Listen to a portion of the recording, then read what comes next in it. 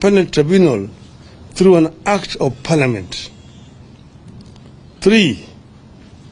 Only parliament can determine the jurisdiction and functions of a court or independent tribunal. 4.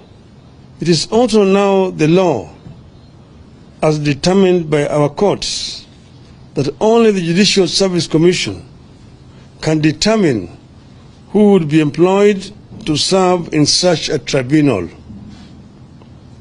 5.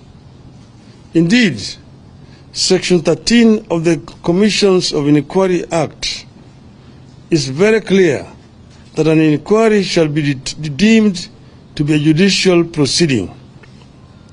This makes it an absolute preserve of the judiciary under our Constitution. A president, unlike the past, no longer has power to make any decision on the constitution of a court or an independent tribunal, nor who sits in judgment in such a court or independent tribunal. Yet again, Mr. Ruto is trying to undermine and overthrow the Constitution.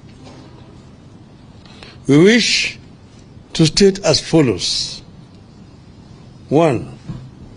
In the matter of Shakahola and the growth of cult activities in the nation, Mr. Ruto is as much a suspect as is all the cult pastors from Shakahola and beyond.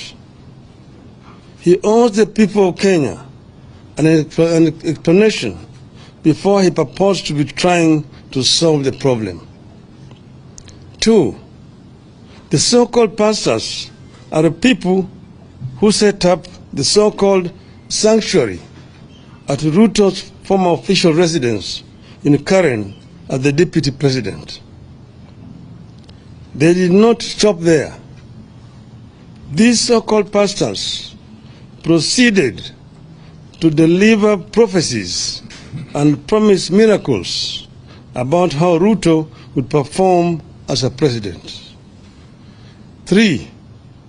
These cultic pastors were among the people who supposedly sanctified State House when Ruto arrived there, pretending to be holier than every other Kenyan.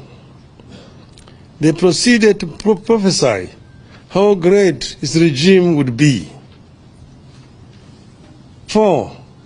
These so-called pastors have organized mega prayer rallies attended by so-called prayer warriors that include Mr. Ruto, Mr. Rigathi Gachagua, and their spouses, supposedly to sanctify the land. They ended up defiling the land. 5. These so-called pastors aided the introduction of mandatory fasting that started in 2015 at the DP's residence in Karen, and which have been carried over to State House, where everyone